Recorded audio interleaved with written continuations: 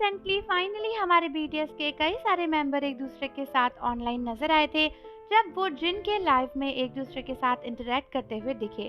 दुनिया भर के आर्मीज को बीटीएस का ये इंटरेक्शन बहुत पसंद आया क्योंकि ऑलमोस्ट 2-2.5 साल के बाद हमें बीटीएस का ऐसा कन्वर्सेशन देखने को मिला जहाँ पर खुद बीटीएस के मेंबर्स के जो मैसेजेस थे ना वो 150 से भी ज्यादा थे।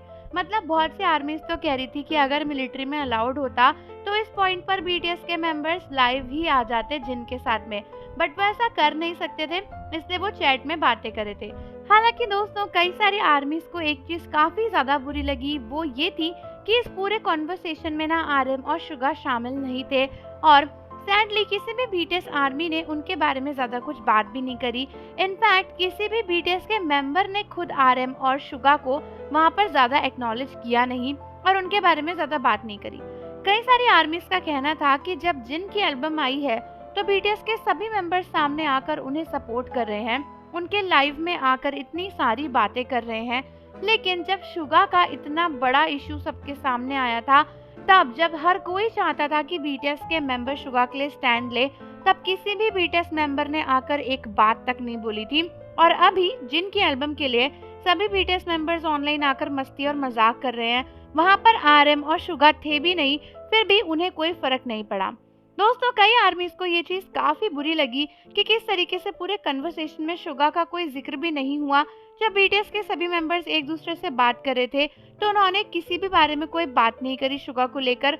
और बहुत सी आर्मीज का कहना है कि जब शुगा इतने टफ फेज में थे, जब पब्लिकली शुगा को सपोर्ट करने की बात थी, तब क्यों बीटीएस मेंबर्स ने ऐसा एक ग्रुप स्टेप नहीं लिया।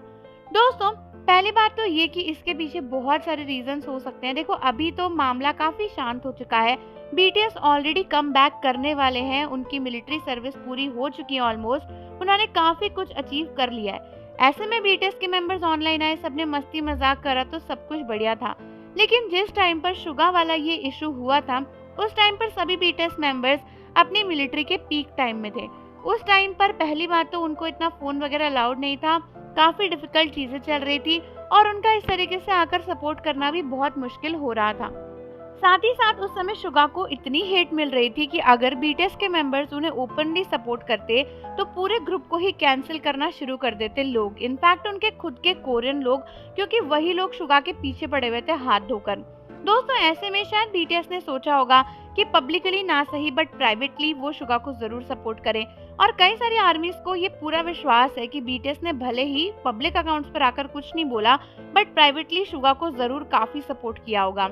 और वैसे भी अब तो पूरे ग्रुप का कमबैक होने ही वाला है, तो जल्दी ही हमें इस पूरे बात की सच्चाई पता चल जाएगी जब सभी बीटीएस मेंबर्स साथ में आएंगे। तो आप भी मुझे कमेंट्स करके बताओ कि क्या आपको भी लगा कि यार बीटीएस मेंबर्स को शुगा के सपोर्ट में पहले आना चाहिए था और बीटीएस मेंबर्स शुगा को सपोर्ट नहीं कर रहे। और जाने से पहले चैनल को जरूर सब्सक्राइब कर लो, बेल आइकन प्रेस कर दो। मिलते हैं आपसे अगली वीडियो के साथ।